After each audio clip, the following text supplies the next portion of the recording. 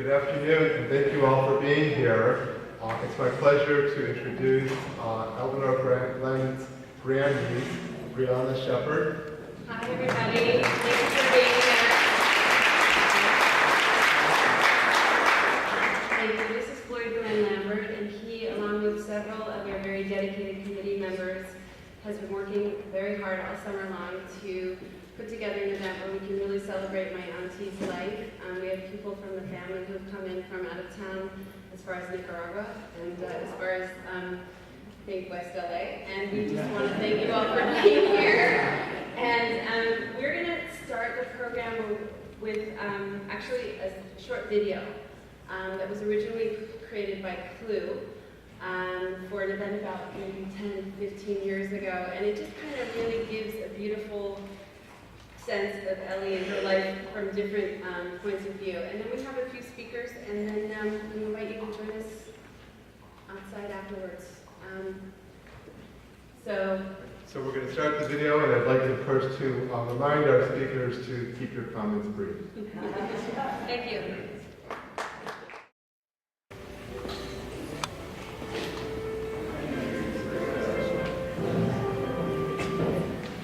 I would say that the most important aspect of organizing, no matter whether you're doing it one-to-one or 3-to-1 or by department or by occupation or by industry, which we're now doing, the most important aspect is to treasure and to develop and to teach workers the skills of the organizer. Elinor Glenn and her theory of organizing. She spent 40 years helping healthcare and public workers in Los Angeles discover their power. She started out in hospital basements with laundry workers standing knee-deep in water, earning $100 a month. One such person was Leona Crane. For years, her picture sat on Elinor's desk at the union office. I got to know her, and I got to love her and respect her as she became a leader and took on the whole boardroom management and broke up helped break up the color bar to better positions, and she was a chief steward of the laundry. She was the conscience of the union. I judged the good or badness of proposals made to us by management by what I thought would impact on Leona Crane and the laundry. The essence of Elinor Glenn. Intense, personal, with an organizing and leadership style that seeks to develop people and transfer skill out from her center. But her presence is so strong, the limelight can't help but return to her. Born in Brooklyn in 1915, her home was fertile ground for lively discussion and endeavor. Elinor's mother was a suffragist, and her father a working-class intellectual, a strong union man with a good library. By word and deed, they embodied the values of social justice. In the Hebrew language, there's no word for charity. The word for charity is tzedakah, which is justice. So I was surrounded by a morality which said and did that you join organizations and you help other people. By age 15, Elinor Marshall, her family name, was attending New York University, majoring in drama and economics, twin passions that would run through the course of her life. Her first awakening, as she calls it, occurred when fellow classmates in an economics course asked Elinor to speak on their behalf. I got up and made my pitch on collective bargaining and on the rights of the workers and the boss and things that I picked up. And he seemed very impressed with the argument, and he changed his mind. Her performance prompted a lead story in the New York World Telegram, and for Elinor, it sparked an interest in unions and activism that would become deeply rooted. For the next 10 years, Elinor's first love was the theater. At a camp for writers and artists, she attracted the attention of Herman Wouk, a young writer himself who would later immortalize the aspiring Jewish actress in his book, Marjorie Morningstar. But that would not be Elinor's story. In 1944, she moved with her first husband to Hollywood, where she worked by day as a clerk in the Office of Price Administration. At night, she performed with a labor acting troupe. One night, an actor planted in the audience to play the role of a scab was picked up and thrown out by some steelworkers watching the play. The acting company that put it on was screaming from the stage, "He's one of our actors, he's one of our actors." And they said, "We don't care who he is, he's a goddamn scab." And that really struck me. I realized that I was not interested in being on the acting side of the footlights, that my real passion was on the other side where the steelworkers were sitting. And at that moment, I wanted to become a union organizer and intended to become a union organizer. From then on, Elinor stepped into a real-life drama. When she tried to get work as an organizer, she was stopped at every turn because she was a woman. Undaunted, she became a volunteer organizer in her own union, the Federal Workers Union, fighting her way up to steward, chief steward, and then president. Her first marriage ended, but her career soared, as did the membership. There were closed doors and glass ceilings, but her talent could not be stopped.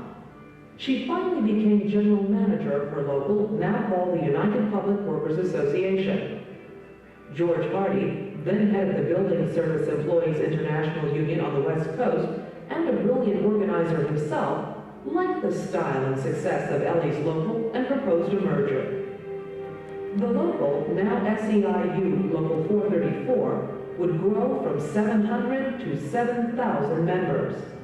A high point would be a spontaneous walkout and strike by LA County hospital workers that led to 3 wage increases and a collective bargaining law. Elinor Glenn was in charge. They decided to walk out. They weren't going to have any part of it. I felt excited. I felt elated because it proved a working theory of mine actually happening right before my eyes. And it allowed me to take charge at that point and to do things that I had never done before. With the strike, as with other actions, Glenn would receive the sustained support, respect, and backing of international presidents George Hardy and John Sweeney for her efforts on behalf of women, retirees, and workers. But it was in the 1950s that her work and her life took on a new energy, charged by the person now standing beside her, her second husband, Pat Glenn. He was a union person through and through. He was a member, and he was a leader, and he was an organizer, and a fighter for social justice. And it was love at first sight. And we married 5 weeks after we had our first date. And my father was always someone who could see that she was doing great things and she was capable of doing even greater things, and always encouraged her.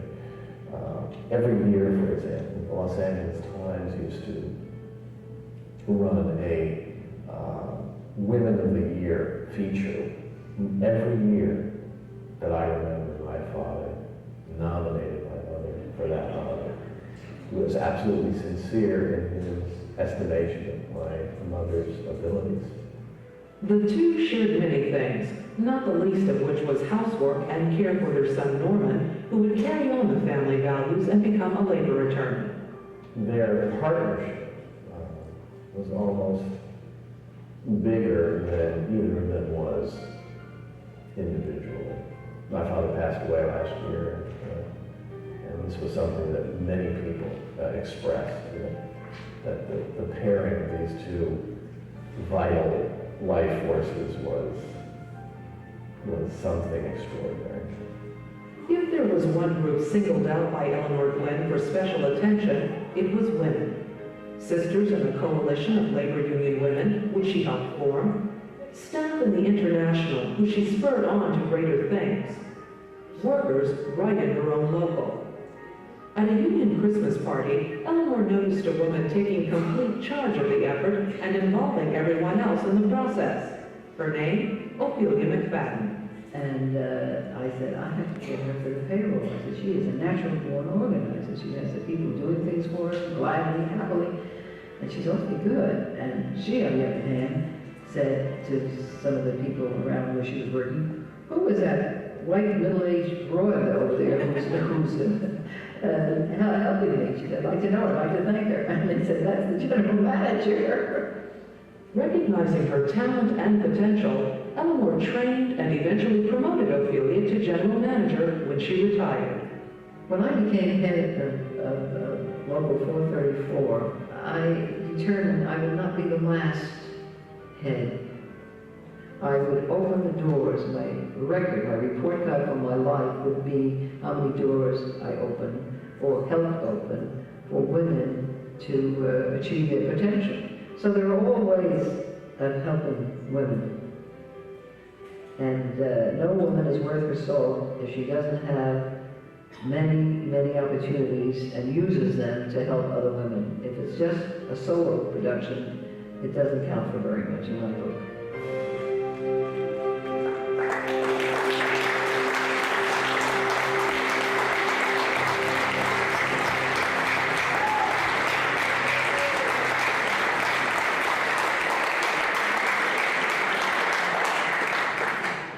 Wasn't that a wonderful video?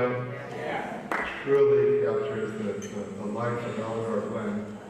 We're here to honor Ellie's memory, to celebrate her life, and there are so many wonderful stories. And I wish that we could be here long enough to hear all the stories in this room. But we've selected a few, and it's a wonderful representation of individuals from Ellie's family and her labor community and her Jewish community, and I think that we will all be richer for spending this short time together. And as Brianna also mentioned, we invite everybody afterwards to stick around and enjoy some refreshments and continue to share all of our wonderful stories about Ellie and our time with her. It is my pleasure to introduce our first speaker, Maria Elena Durazo, Executive Secretary Treasurer of the Los Angeles County Federation of Labor.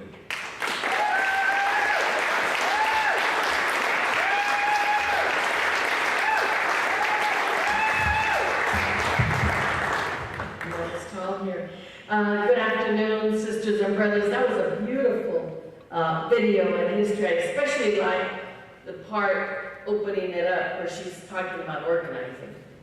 And, you know, that's I think, in the hearts and souls of many of us here. I wish I could share personal stories about Elinor, but unfortunately, I personally was not close to her, and I didn't have that privilege and opportunity.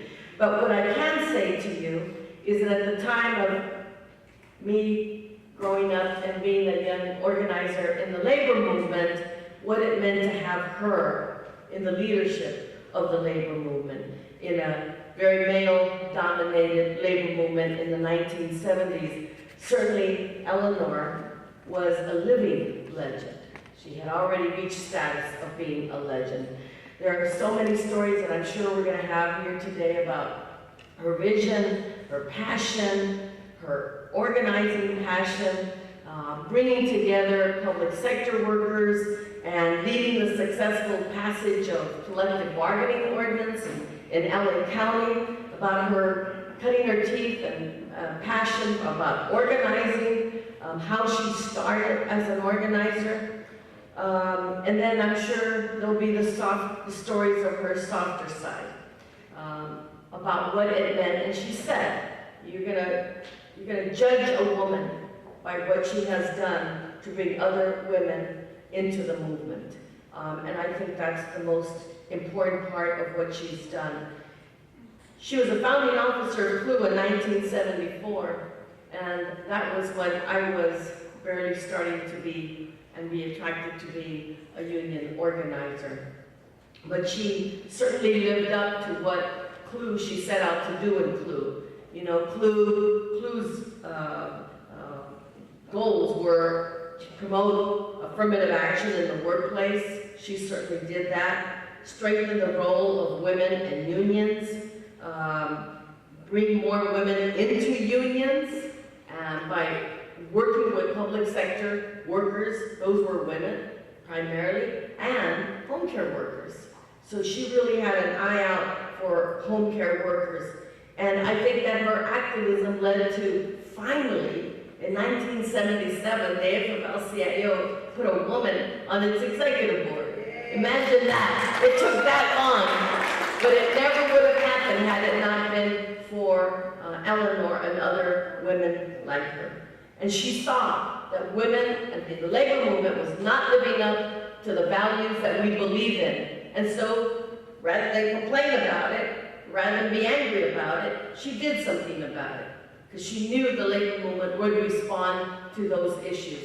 And I think today, you know, when we see the results of her work, of unionized public sector workers, who would ever think that home care workers would be a unionized force, not only in LA, but across the country. That's an incredible contribution of hundreds of thousands of primarily women and immigrant women. She knew that as women that were women of color, especially, needed to join the labor movement.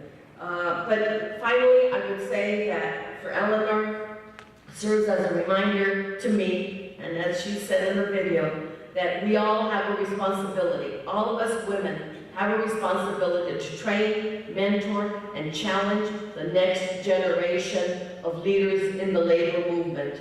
And we're trying to do that, Elinor. We're trying to do that today, especially through the immigrants' rights movement.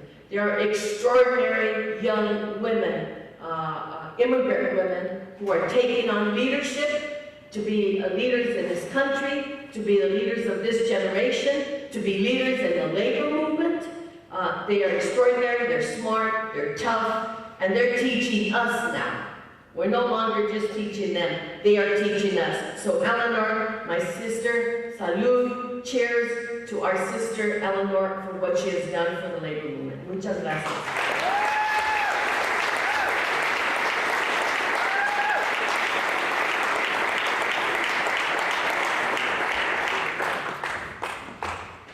Thank you so much, Maria and Elena. I'm going to introduce the next two speakers, Katarina Thompson and Lakeisha Hardison. Katarina was one of the first people who I heard about from NTL when I was 16, because she was one of Ellie's mentees at the time, one of the proteges, and here she is to speak. Thank you.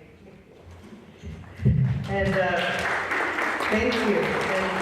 And Lakeisha and I are a team out here, so Lakeisha, you can introduce yourself. I'm Lakeisha here. All right.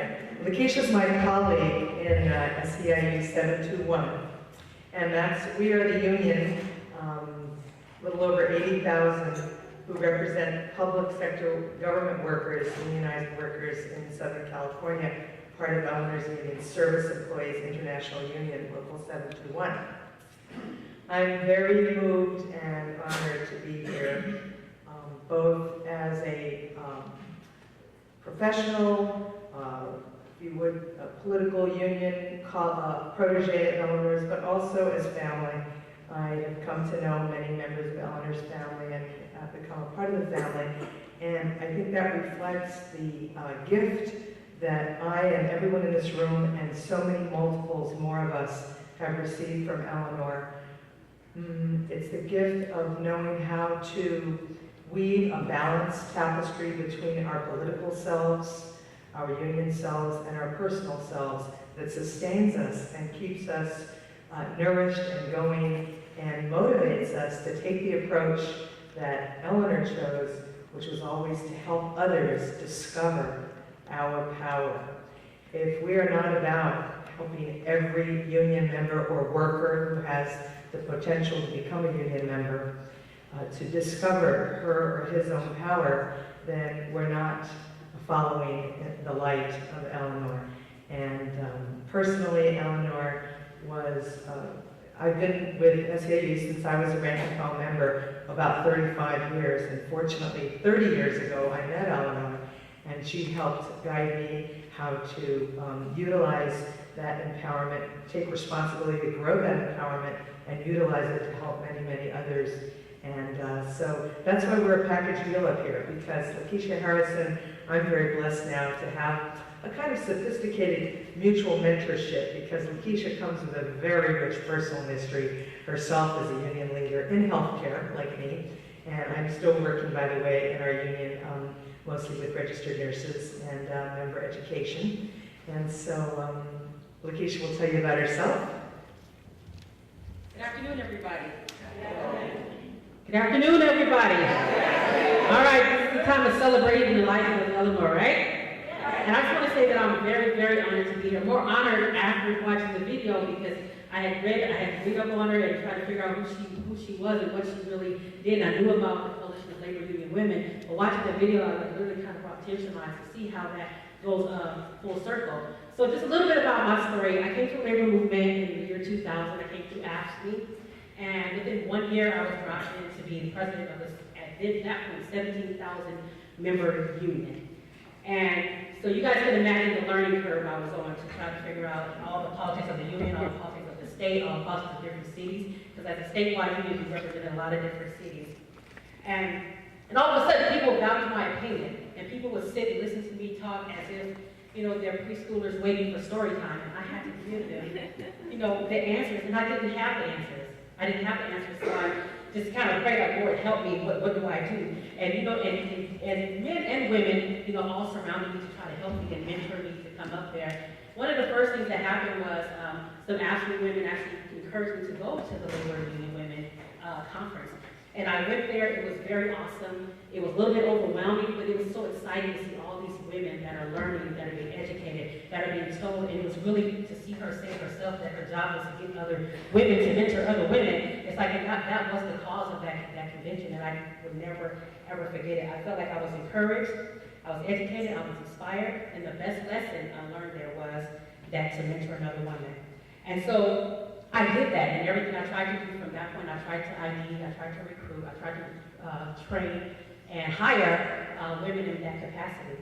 So after about 12 years in AFSCME, I ended up leaving, and I took a year off, and I came to SEIU. And coming to SEIU, I thought I knew everything. I'll admit that right now.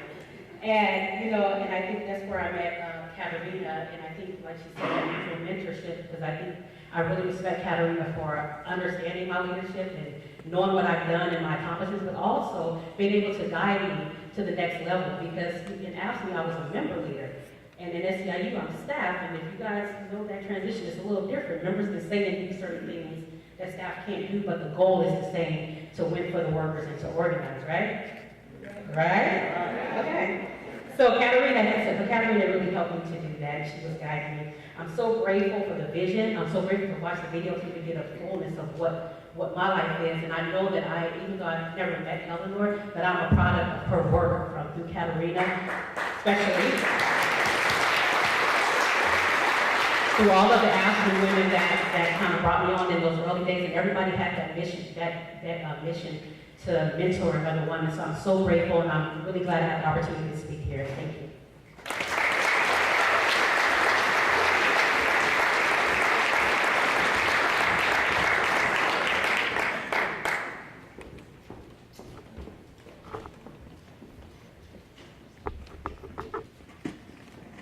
I've been asked to make an adjustment here, so bear with me.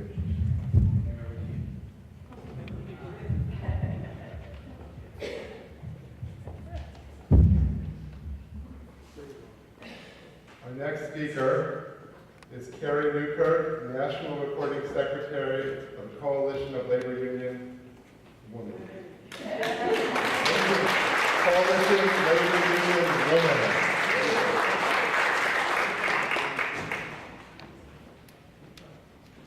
Well, first of all, I want to thank Brianna and the Planning Committee on behalf of the Coalition of Labor Union Women to ask us to participate in this memorial for this remarkable, for this extraordinary woman. I am Carrie Newkirk. I'm a national officer, and I represent service employees, proud to represent service employees on the National Officers Council of CLU. As has been said, Ellie was a founding member of CLU. This means that in 1974, she was one of 3,000 women from hundreds of unions around the country who got together in Chicago to create an organization for women in labor to claim their voice and rightful place as activists and leaders in our labor movement. At the founding convention, she was elected to serve as the West Coast National Vice President. A creative title, I think, but nonetheless. She also served as corresponding secretary, but for all these years, for many years, she represented SEIU on the CLU National Officers Council. And she's a founder of the LA County chapter of CLU, a founding member, and was active until just recently, right? Yeah. Truly.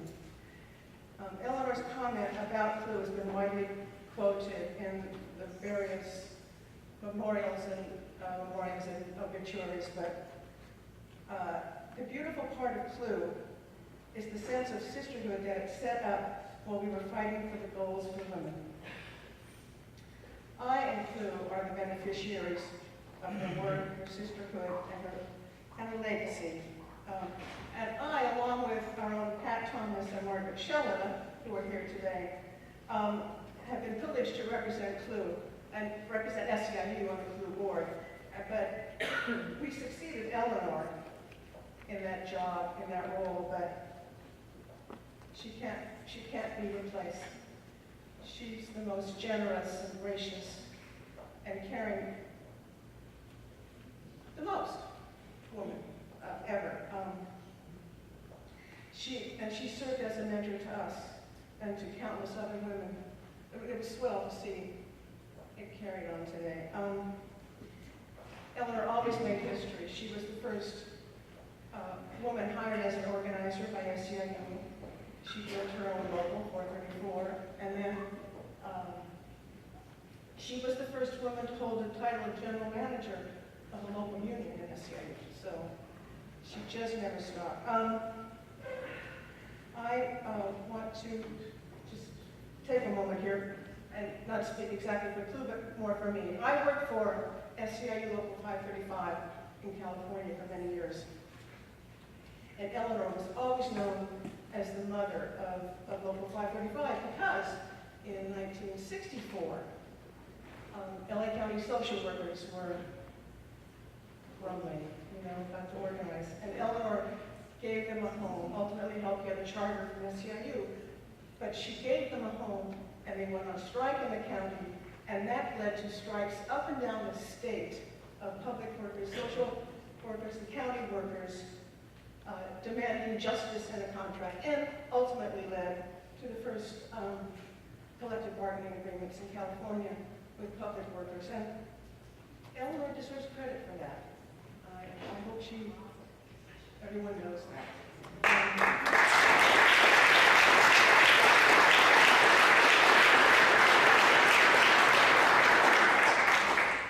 So Elinor made history, and her legacy lives on, as well as our memories of her and our appreciation, her warmth, and her humor, and her inspiration.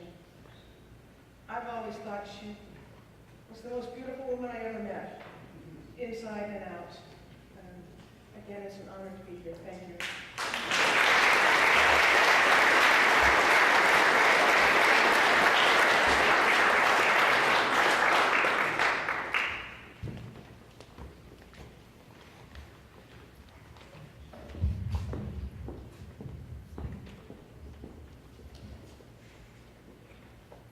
Our next speaker is Kim Yvonne, Secretary Treasurer, SEIU, United Long-Term Care Workers Union.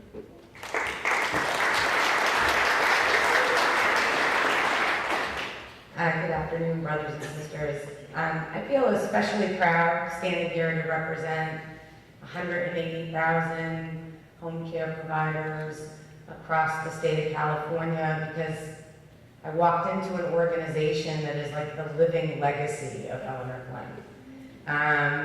And I know that just watching the video, and I can walk down the hallways of our local office in Los Angeles and see her name on the training center room that we dedicated to her.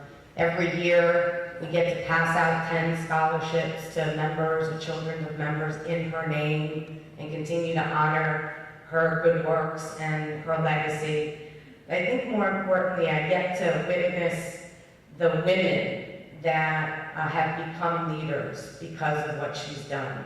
Ophelia McFadden, we have her pictures on our walls, but Ophelia then opened up the doors and allowed us to have Verdia Daniels, who helped organize 75,000 home care workers, and Verdia created opportunity and space for Amanda, and Amanda did that for Blanca, and it goes on and on and on, and I get to witness, I think, the 1,000 seeds that she has planted in her lifetime and all of the blooms that I get to see open every day. And I would say that our commitment, the members of our union, the women that I get the honor to work with every day, the highest honor we could give Elinor is to make sure that we water those buds every day. We make sure that there are tens of thousands of those seeds blossoming, and that we make sure that women of color in the state of California continue to shine and be leaders in a very vibrant, growing labor movement. Thank you.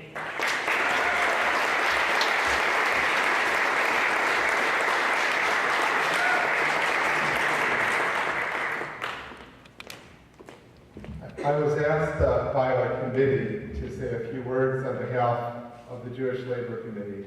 And before I do that, I want to just take a moment to recognize this incredible group of people that put this event together today. It's been such a pleasure and such an honor to get to know some of the family members that I didn't know, including Brianna and everyone, and just to see this wonderful coalition, this group form and come together on Ellie's behalf. And we've said this on our conference calls and our meetings more than once. It just feels as though Ellie is here with us. And the energy and the enthusiasm by which we put this event together is no less remarkable than the life that we're celebrating today. So I just wanted to thank everyone on our committee again for all the wonderful work that you did to put this event together.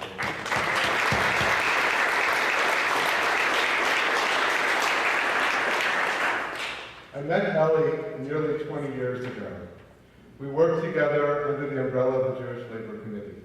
She was in her late 70s then, and had already quite a remarkable career. She was a national figure, an icon in the labor movement, had shattered gender barriers in the workplace, and was a role model to young people, especially women. For most people, those accomplishments would have been enough. Not for Elinor Glenn. She always looked forward, concerned with the issues of the day. A longtime JLC Western Region Administrative Committee and board member, Ellie was always there with the JLC, attending board meetings, available by phone, hosting meetings at her home, supporting our shared social justice projects, and always ready to work for social change. She received the JLC's respected Henry Fearing Union Advocacy Award in 1998. In 2011, the JLC established the Elinor Glenn Leadership Award, and I want to do a special shout out and thank you to Barbara Hartman, one of our longtime board members who brought that idea to our attention, helped bring it to That annual award was created in honor of Ellie, whose leadership paved the way for many women and minorities to become union organizers and strong movement leaders. I found Ellie to be tough, but always fair and compassionate. Elinor didn't mince words. Her advice was direct and clear, as we all know. I recall working on an issue together, discussing the various options and directions with Ellie. At one point in the conversation, I asked her what she thought we should do. She looked at me and she answered, "You know what to do. You'll make the right decision. You just need to get off the fence and do it." That was Ellie. Ellie believed in and lived her life by the Jewish concept of tikkun olam, repairing the world. In the spirit of tikkun olam, Elinor Glenn was a true visionary. She identified what was broken in our society, and then she set on a tenacious course to repair it. Elinor Glenn dared to dream of a better society, and then worked to make that dream a reality. When thinking about Ellie and what to say today, one of my favorite quotes came to mind. All people dream, but not equally. Those who dream by night, in the dusty recesses of their minds, wake in the day to find that it was vanity.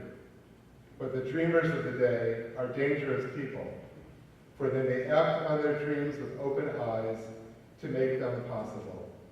T.E. Lawrence. Elinor Marshall Glenn was one of those rare individuals who lived her dream by day with open eyes and made them possible. May her name and memory be a blessing unto us all. Thank you.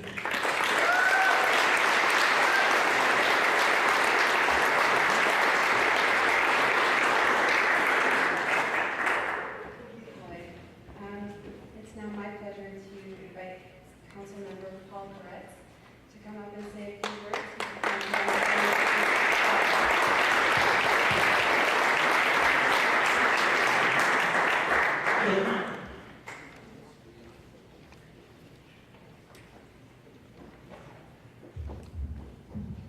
Despite the fact that I'm a politician, I'll be brief.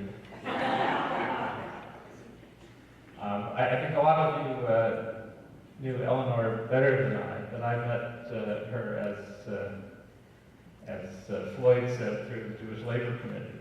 And I knew of her before and all of her legendary work over the years, but I got to meet her because of my becoming active in the JLC, and eventually I actually became executive director for a little bit of time. But I was sort of awestruck when I met her, and she personally put me at ease pretty quickly because she was a very sweet person. Although when she was pushing on something, maybe not quite as sweet. But always be in awe of her because of what she meant to the world and because of what she did on cause after cause. But then our little Jewish Labor Committee, she was very humble. She'd never known that she was the legendary person that she was, and always very willing to pitch in and do the work and help make the organization what it was. And appropriately enough, as was mentioned, eventually they named an award for her, which I thought was perfect and very fitting. I know at our last brunch, she had a brief conversation with Jerry Levy, our vice president, and she told him it's good to be remembered even after all these years. And it's just amazing how humble she was. How could she be forgotten ever with all the work that she had done, all that she had accomplished, as one of the most strong-willed, smartest, most active, and most successful women in the history of the American labor movement. And that's really what she was. Now, what she did matters almost incalculably to everyone here today and to our society as a whole. But as a council member, I also had the responsibility to say that her life was essential and crucial to the city of Los Angeles, the city in which so many of us live and work. So after she passed, I was honored to ask the city council to adjourn her memory. And I shared with joy the litany of her achievements. And some of the council members knew her and some didn't, but they all stood in rapt attention listening to all of her many great accomplishments. And in my comments, I called her a champion of working people and someone that had spent 99 years in heroic activism and leadership. And so I'd like to reaffirm at this gathering that the city of Los Angeles officially salutes Elinor Glenn and will always cherish her amazing life, as will I, and as will all of us. Thank you.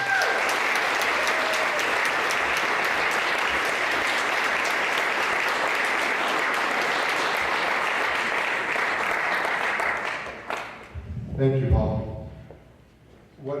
I don't think you have to talk anymore about the quality of the person when we're fortunate to have not one but two members of the LA City Council here with us to celebrate Elinor's life. It is my pleasure to introduce our next speaker, LA City Council member Gilbert Cedillo.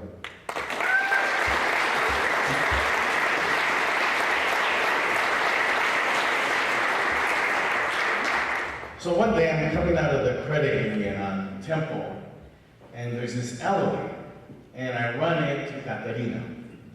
And Caterina, as elegant as you see her today, was not in her best form. It was early, it was Friday, we were taking our checks before the computers, before they had automatic payroll, before all those things. And so Catalina was a little embarrassed. And she said, "Oh, Gil, I'm surprised to see you here." Of course, we were both on the same staff at Local 660, a little context here. So she says, "Wow, Elinor says, never leave the house looking like you don't want to run into your ex-boyfriend." And I say that because it embodies the quality of person that Elinor was. Just extraordinary. She was an extraordinary person of influence. And so there's a lot of discussions about her titles and what she did and what she did and what she didn't do. Think about this. Her, and I met her and Henry Fairman. Her and Henry and this generation of people fighting to create the same rights to organize as the private sector. Think about it. They were the first contracts. Imagine what we do, how we go forward, how we battle, how each contract embodies all these myriad of agreements. But the first one, it's like writing a page in the Bible. I mean, it's like, really? The first ones, no president, nothing to look back at, nobody to ask? And they were there. That is an extraordinary person of influence. To do that, and to think about, from that point forward, the generations of people that benefit. Particularly the women. When I think about my granddaughters, I think about who should they be like, right? Carrie said she was gracious, she was kind, she was generous. Look at these qualities of a fighter, of a champion, of a person who was fearless in their political convictions, but yet knew that to engage in this battle, to have this honor, this deep felt honor to represent working men and women, that you had to be all those great things. She was an extraordinary woman. She was always so kind to me. Very generous, very kind, always supportive. One thing I think that I appreciated most about her was that she had no problems with change. None whatsoever. Not threatened by change at all. And why would she be? The 15-year-old at NYU, the actress who becomes the union leader, the person who creates space for working men and women in the public sector. Why would she be scared of change? It just was who she was. I was so proud to know her. She was kind. She was a friend. I'm so happy to be here with you today. And I think about what would she have us do? Paul, what would she have us do? Here at the times when labor is under attack, like no other time in the past. Here when immigrants are vilified on a daily basis, like few other times in the past. What would she have us do? We're looking at contracts in the city where unions are offering 000, and it's not enough for the LA Times. It's not enough for those who don't benefit today from the protections of labor, from organized labor and a collective bargaining agreement.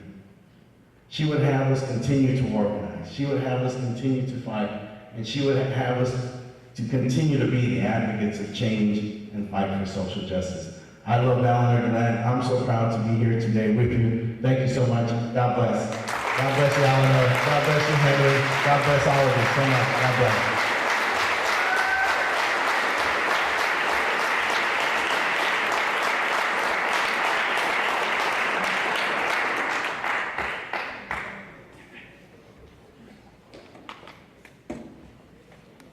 Our next speaker, please welcome Eliseo Medina, Secretary Treasurer, SEIU International Union.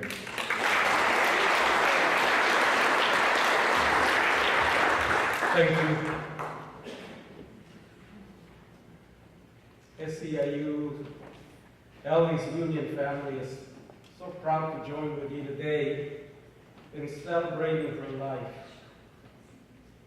I think it's fair to say that because of Ellie, SEIU today is a stronger,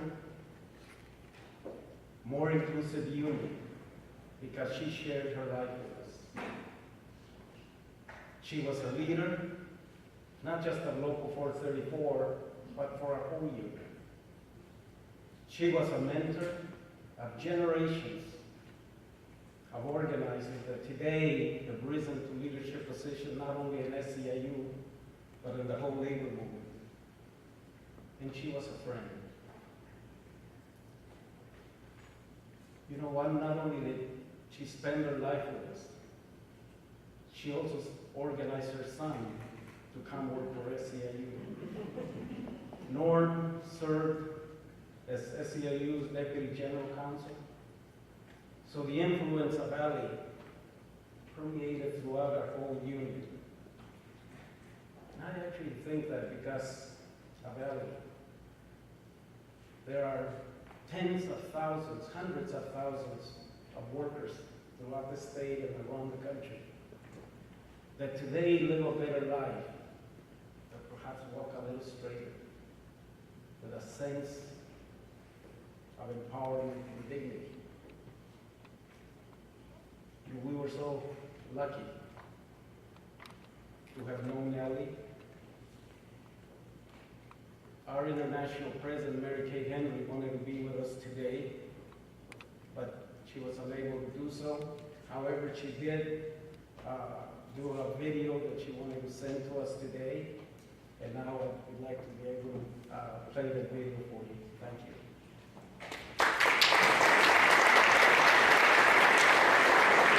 Elinor Glenn is the reason I'm sitting in this chair today. When I was first hired at SEIU in May of 1980, Elinor Glenn called and said, "You don't know me, but you have to promise me that you will never quit this job unless you call me. I have fought too hard to get women in these positions, and so you're going to stick it out no matter what, and I'm going to help you succeed." And she did. And she taught me how to do that for the next generation of women coming behind me, and she insisted on it throughout the whole organization. She was a force of nature, and she believed deeply in building unions as a way to achieve social and economic justice in her generation and in the next generation that followed her. And I am so blessed that Elinor Glenn has touched my life, that I wanted to join you in celebrating her today and remembering what a force that she was for all working people.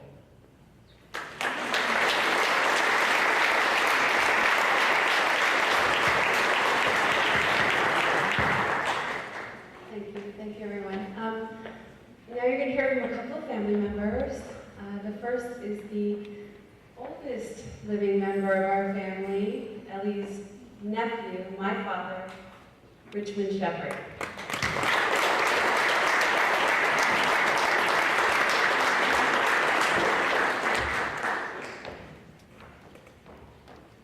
Ellie was my mother's sister, and younger sister, and I was just about 14 years younger than her. And she was a tremendous influence on my entire life, politically, artistically, and even spiritually. It was mentioned that she was the model for Herman Wouk's novel Marjorie Morningstar after they spent the summer on the social staff of a resort. What Wouk didn't know was that the next fall, she led a strike at NYU. A few years later, I was in the 10 Mile River Boy Scout camp, and we had a grievance. And I organized it. We had a strike in front of Ellie. And 1,500 Boy Scouts marched on the headquarters. I have no idea anymore what our grievance was. We presented our grievances. Years later, I was at Emory University in Atlanta, Georgia, in 1947, and I was part of the Progressive Party of America, backing Henry Wallace for President of the United States, and backing a man named Jim Bartford, who was running against the Klan candidate for governor of Georgia. And I ran, with Ellie in mind, an interracial dance in 1947 in Atlanta, Georgia, with the colleges, Georgia Tech, Emory, Grinnell Academy for Girls, and the 4 black colleges that were part of Atlanta University. We held a dance at Atlanta University once.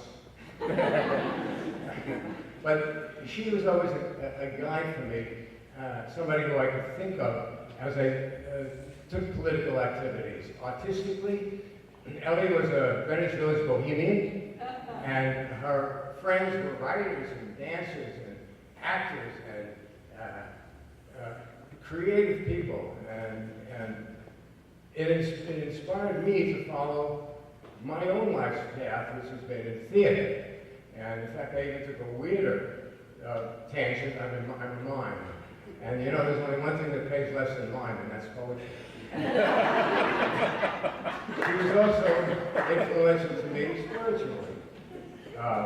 We used to be at a Passover Seder, and someone would read, and then God did this, and then he this and that. And Ellie would read, and then God did this, and then she did this and that.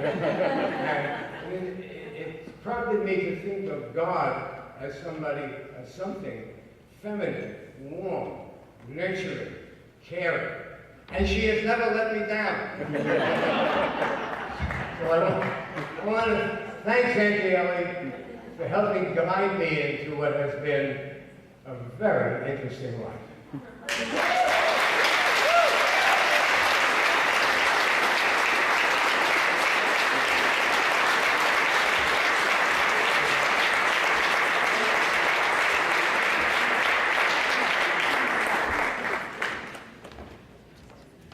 Thanks, Dad. I'd like to now introduce my cousin. She is one of Ellie's great nieces. Ellie has many greats and great graces. And this is Abby Fields.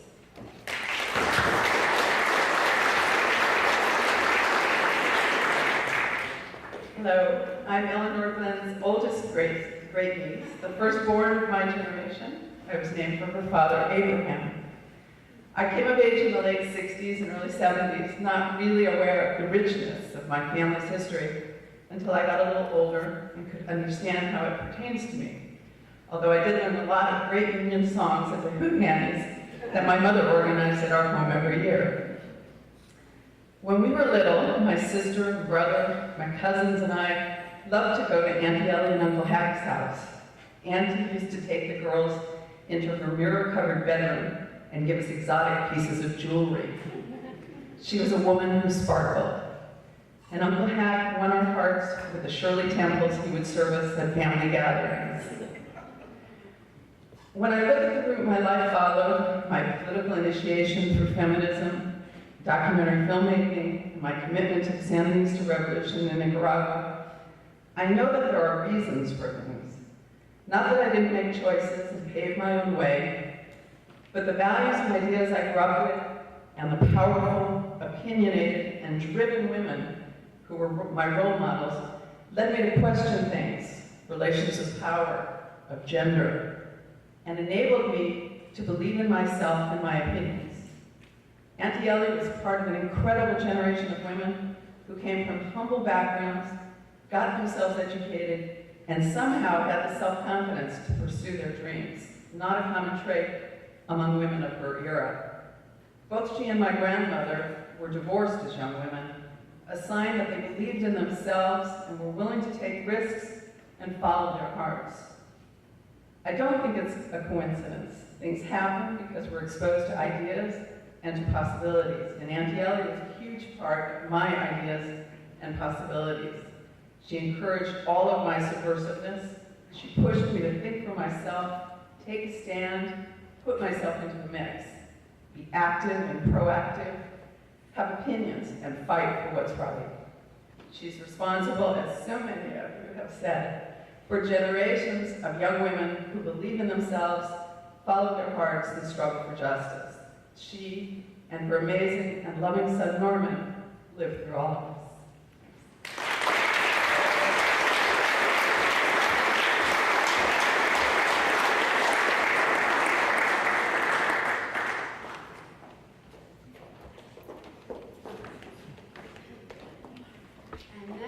it is my great pleasure to introduce Samantha Nina Green, one of Ellie's great nieces.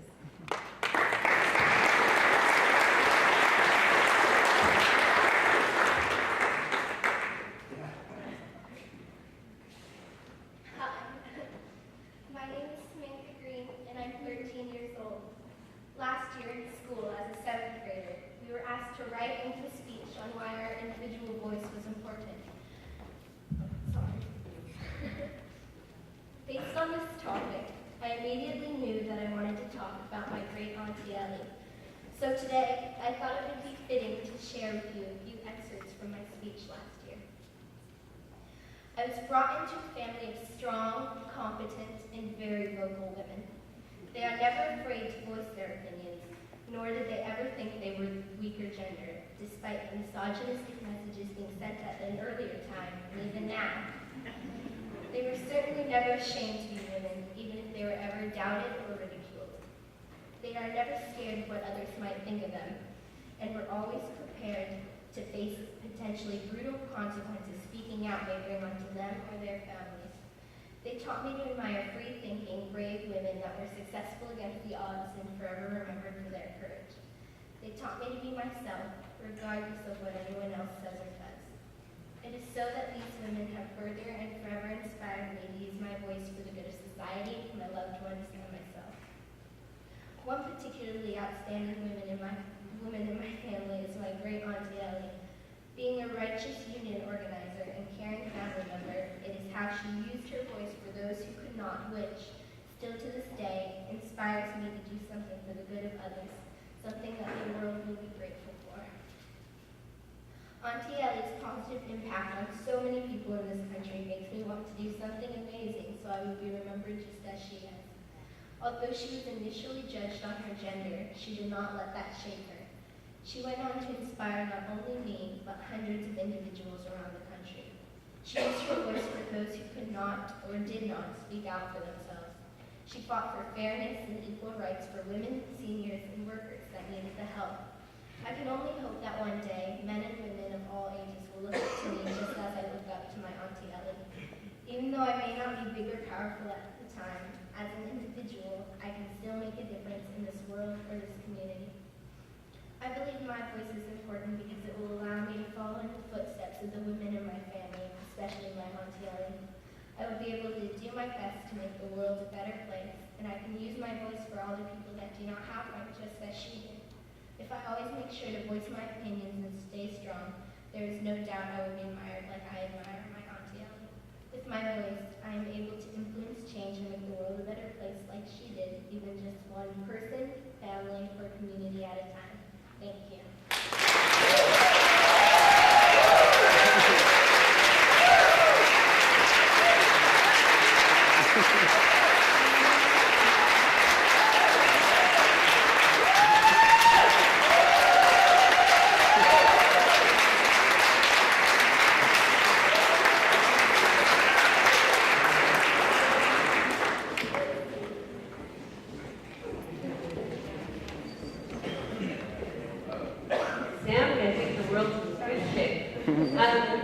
I'm going to invite you all now to look in your programs. There are lyrics.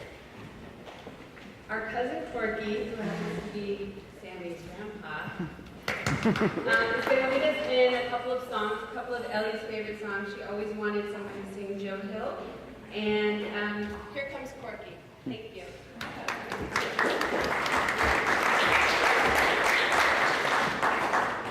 I didn't know I'd be following such an incredible athlete.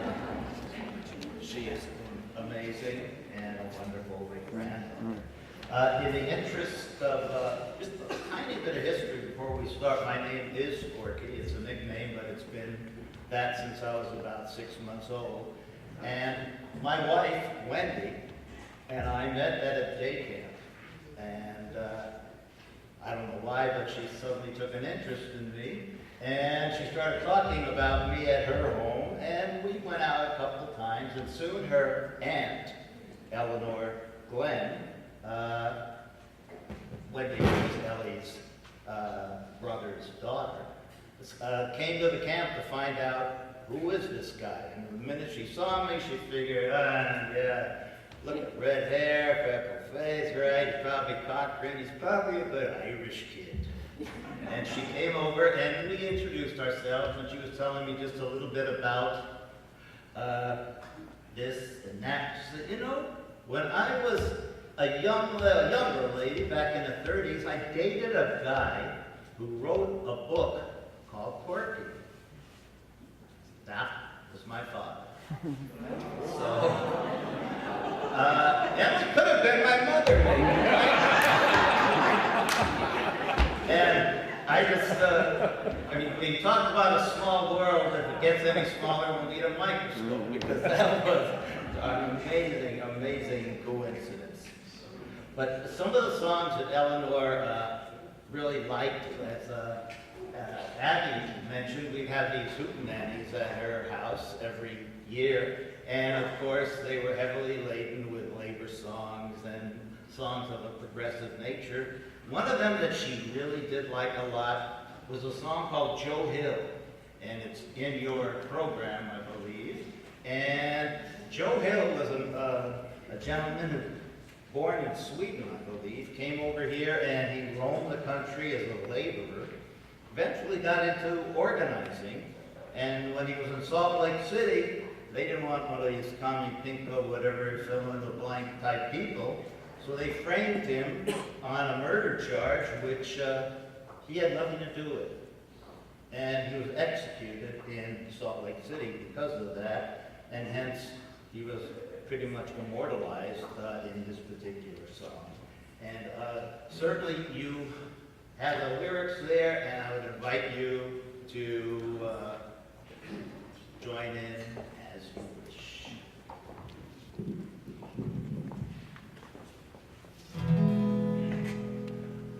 I dreamed I saw Joe Hill last night, alive as you and me.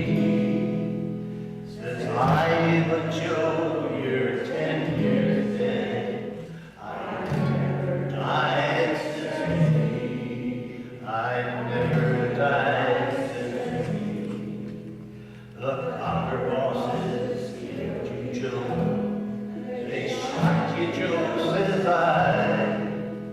It takes more than guns to kill a man. Says Joe, I didn't die. Says Joe, I didn't die. And standing there, saving his life, smiling with his eyes. Joe says what they forgot to give. Organize, went on to organize. Joe ain't dead, he says to me. Joe Hill ain't gonna die. We're working men not on strike. Joe Hill is at their side. Joe Hill is at their side. Sounds good. Where workers strike and organize. Says you'll find Joe Hill. Says you'll find Joe Hill. I dreamed I saw Joe Hill last night. Alive as you and me. Says but Joe, you're 10 years dead. I never died, says he. I never died, says he.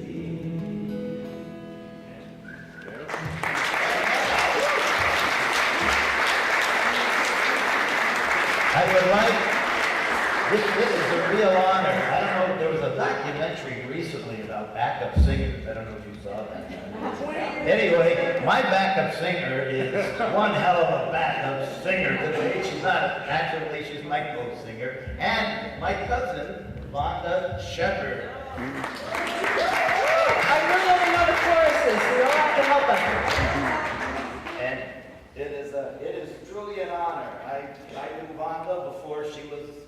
fun.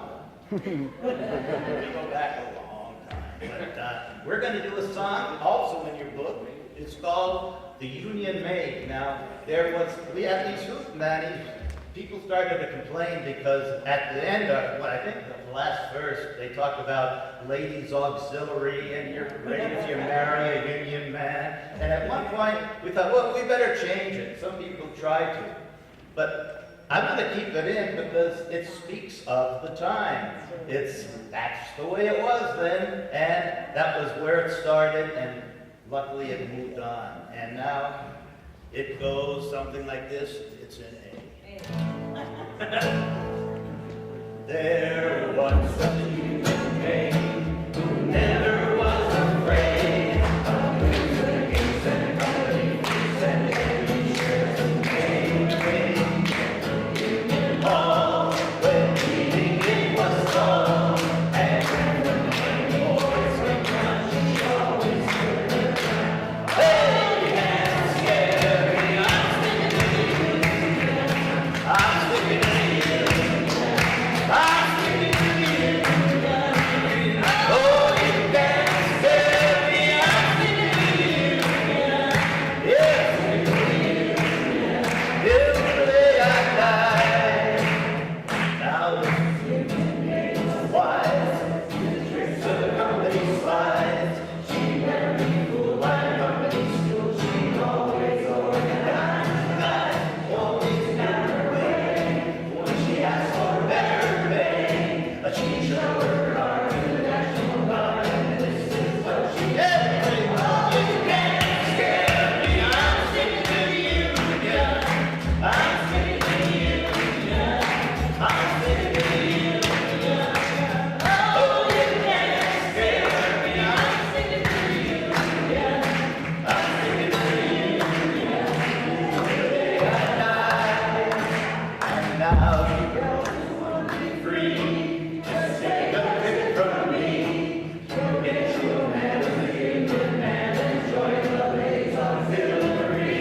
Marry life hard. If you got a union heart, and a union man has a happy life when he's got a union wife. Oh, you can't scare me. I'm sticking to the union. I'm sticking to the union. I'm sticking to the union. Oh, you can't scare me. I'm sticking to the union. I'm sticking to the union. One more time. Oh, you can't scare me. I'm sticking to the union. I'm sticking to the union. I'm sticking to the union. Oh, you can't scare me. I'm sticking to the union. I'm sticking to the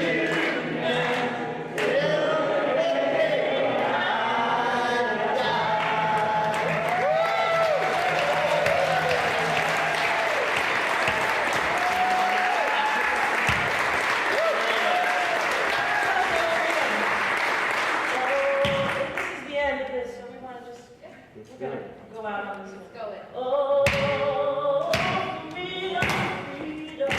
Oh, freedom, freedom. Oh, freedom. I love me, I believe. And before I be a slave, I'll be buried in my grave. And go home to and be free. Fighting. No more fighting. No more fighting. No more fighting. You and me, you and me.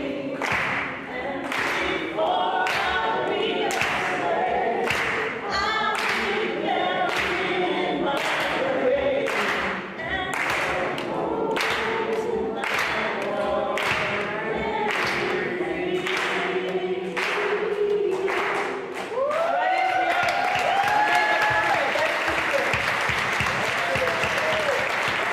Thank you everybody very much for coming. We invite you to join us for some refreshments and keep telling your stories. come to our Facebook page, and that's it. Thank you so